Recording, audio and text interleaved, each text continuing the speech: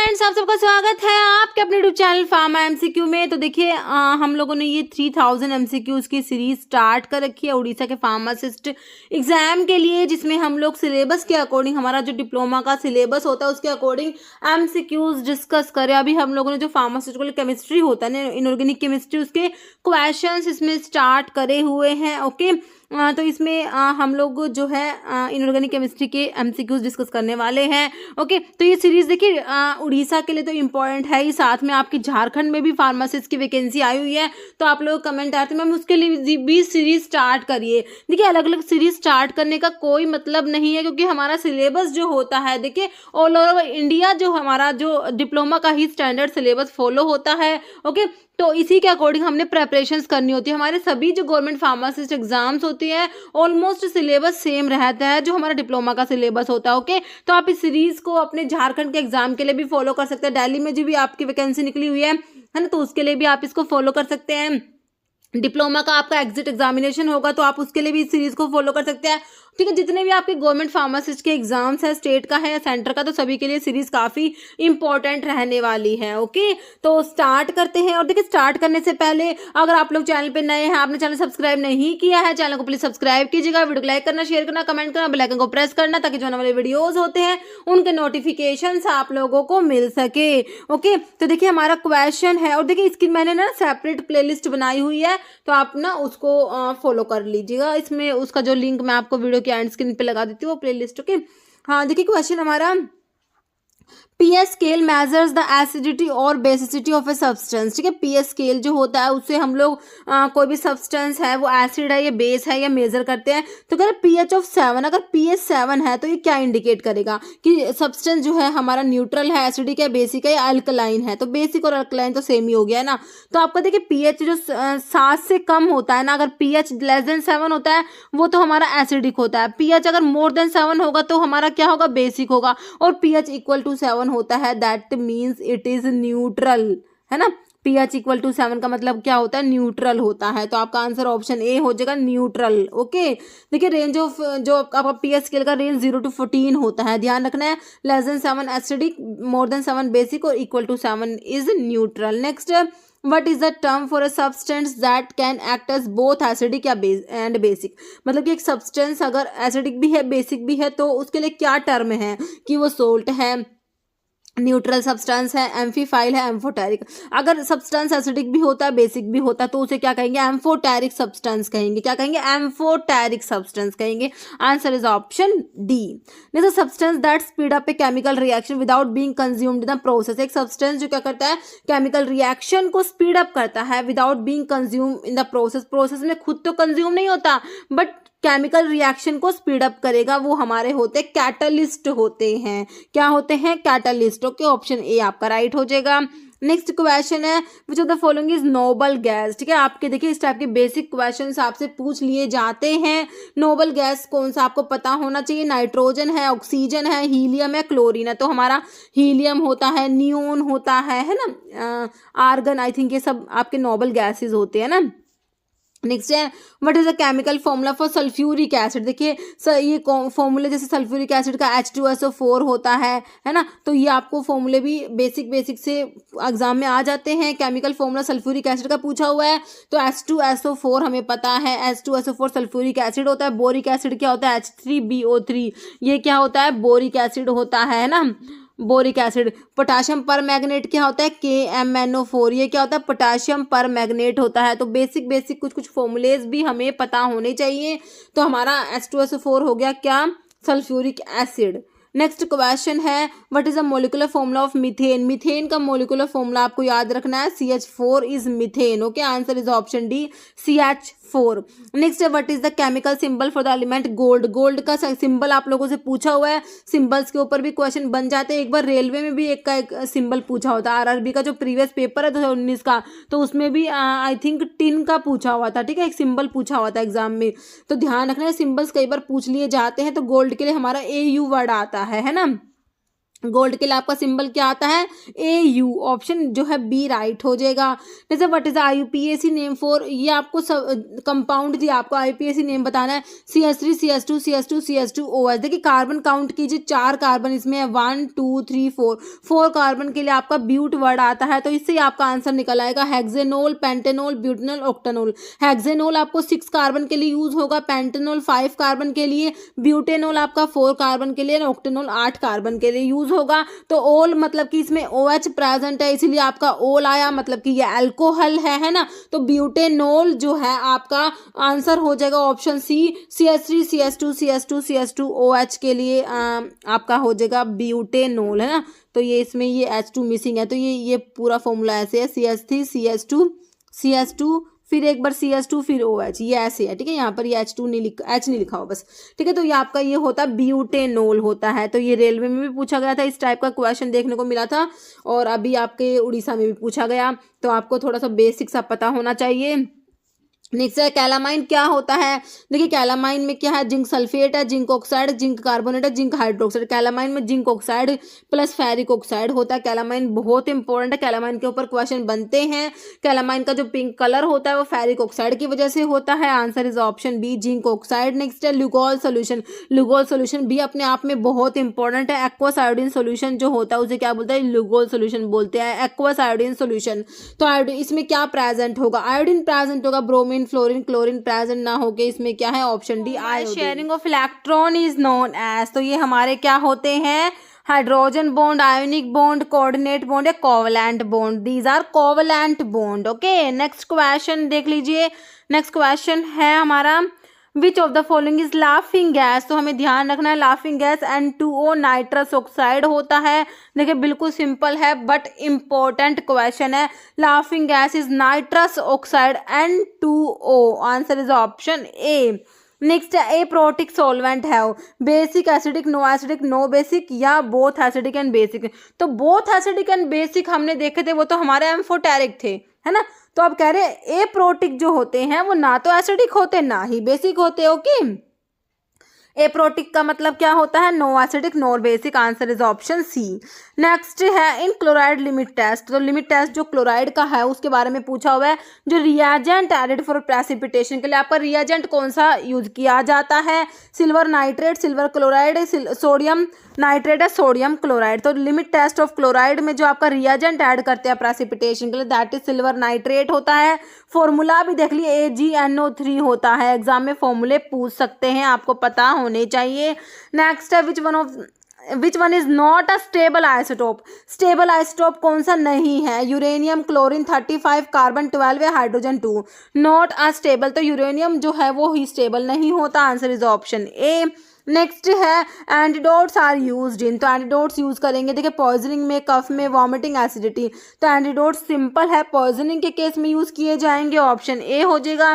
जैसे penetration power of gamma rays. देखिए gamma rays की पेनिट्रेशन पावर क्या होती है, लोअर देन अल्फा रेज। देखिए अल्फा रेज से कम नहीं होती, अल्फा रेज से ज्यादा होती है। 100 मोर देन बीटा पार्टिकल, तो बीटा से भी ज्यादा होती है, तो ये तो सही है। इक्वल टू अल्फा, अल्फा के इक्वल नहीं होती, ज्यादा होती है। लोअर देन बीटा, बीटा से कम नहीं होती, ज्यादा होती है। गामा रेज की पेनिट्रेशन पावर बीटा से ज्यादा है, तो ऑप्शन आपका बी हो जाएगा, 100 more than beta particles.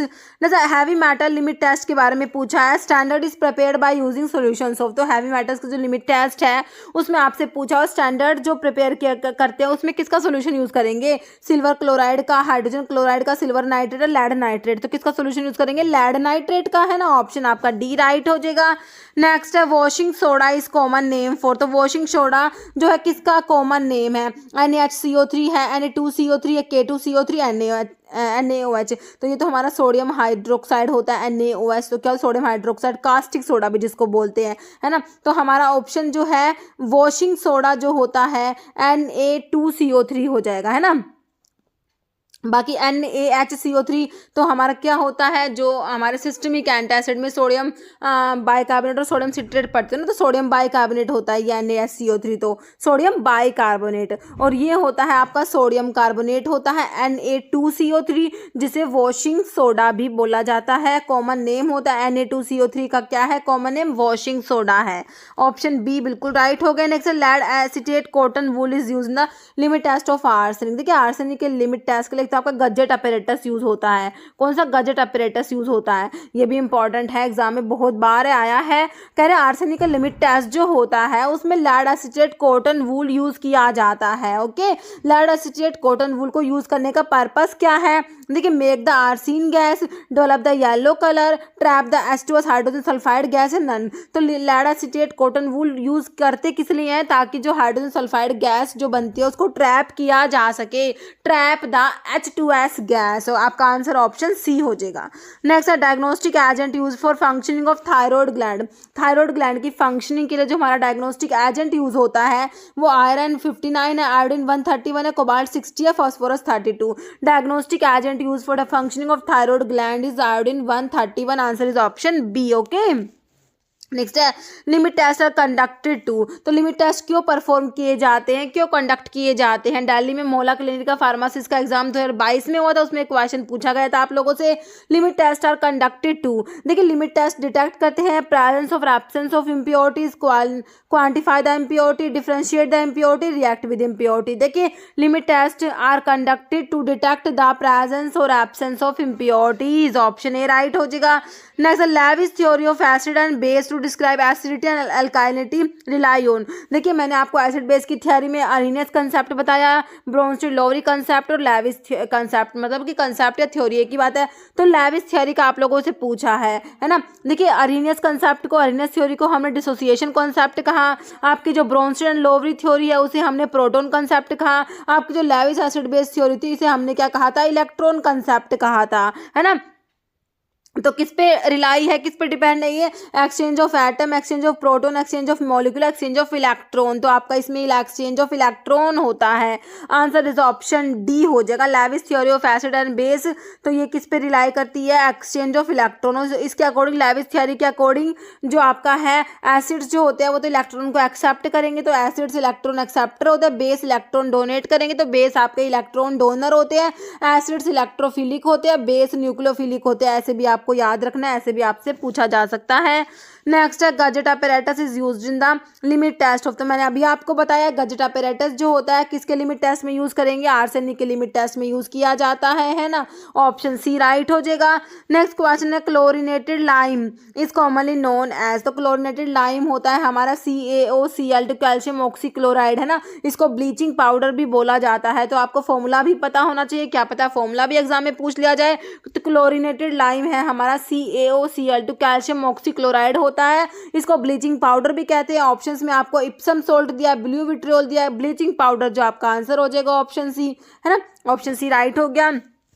Next है caustic soda is synonym of. तो हमारे उड़ीसा में प्रीवियस पेपर जो था उसमें एग्जाम में पूछा गया था कॉस्टिक सोडा किसका सिनोनिम है। तो मैंने अभी आपको बताया, जब Na2CO3 NaSCO3 की बात कर रहे थे उसमें हमारा NaOH भी था, सोडियम हाइड्रोक्साइड भी था। तो मैंने कहा था कि सोडियम हाइड्रोक्साइड हमारा कॉस्टिक सोडा होता है। तो आप आंसर क्या हो जाएगा, option A NaOH, sodium hydroxide किसका सिनोनिम होता है, मतलब कि सोडियम हाइड्रोक्साइड का सिनोनिम क्या है, कॉस्टिक सोडा होता है। ऑप्शन आपका जो है ए बिल्कुल राइट हो जाएगा। Next iodine tincture consist of. तो आपका ये भी उड़ीसा का प्रीवियस पेपर का क्वेश्चन है। देखिए ये केमिस्ट्री वाला पोर्शन इंपॉर्टेंट होता है, बेसिक से क्वेश्चन बन जाते हैं यहाँ से। तो आयोडीन टिंचर आपको पता ही है क्या होता है, वीक सोल्यूशन होता है आयोडीन का। आयोडीन टिंचर क्या होता है, वीक सोल्यूशन होता है आयोडीन का।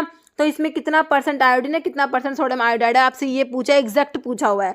देखिए 2% weight per volume of iodine and 2.4% weight per volume of sodium iodide, 5% weight per volume of iodine and 2.4% weight per volume of sodium iodide, 5% weight per volume of iodine and 10% weight per volume of sodium iodide, या 10% iodine और 15% sodium iodide. देखिए इसमें iodine tincture में क्या होता है, 2% तो आपका आयोडीन होता है, 2.4% वेट पर वॉल्यूम में आपका सोडियम आयोडाइड होता है। ऑप्शन ए बिल्कुल राइट हो जाएगा। ये आयोडीन टिंचर है जो वीक सोल्यूशन है आयोडीन का, और लुगोल सोल्यूशन जो है आपका एक्वस आयोडीन सोल्यूशन होता है। इसमें कितना होता है iodine, 5% weight per volume iodine होता है, 10% weight per volume sodium iodide होता है लुगोल सोल्यूशन में। तो आपसे पूछ सकते हैं कि लुगोल सोल्यूशन में आयोडीन कितना है, तो आप क्या कहेंगे, 5% वेट पर वॉल्यूम आयोडीन है, और अगर सोडियम आयोडाइड कहें तो 10% weight per volume sodium iodide याद रखना है।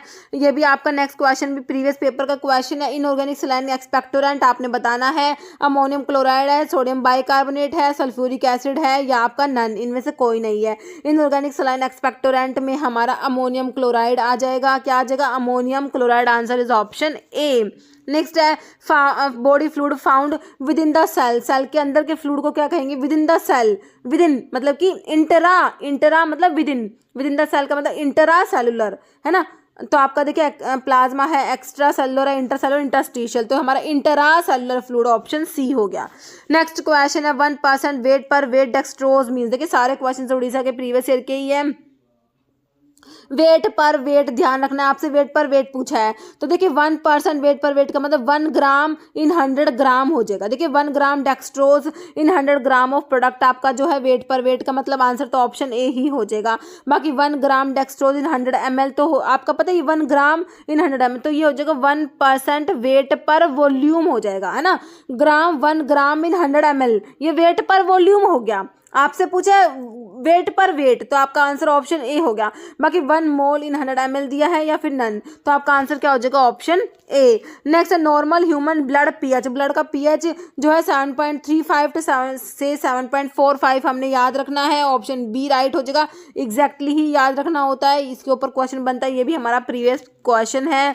नेक्स्ट है isotonic solutions has a same, जो आइसोटोनिक सॉल्यूशंस होता है उनका सेम क्या होता है, ये भी प्रीवियस पेपर का क्वेश्चन है। Osmotic pressure as blood, pH as blood, specific gravity as blood, या फ्लूइड प्रेशर एज ब्लड। तो आइसोटोनिक सॉल्यूशंस होती हैं उनका क्या होता है, same osmotic pressure as blood. Answer is option A. Okay next है stannous fluoride is used as, stannous fluoride देखिए सोडियम फ्लोराइड और स्टेनस फ्लोराइड मैंने आपको क्या बताया था, डेंटल केरीज को प्रिवेंट करने के लिए यूज करते हैं। देखिए एस्ट्रिंजेंट है, ये डेंटल केरीज है, डेंट्रीफाइसिस है, या फिर एंटी डेंड्रफ है। तो आपका स्टेनस फ्लोराइड जो होता है डेंटल केरीज को प्रिवेंट करने के लिए यूज किया जाएगा, ऑप्शन बी राइट हो जाएगा।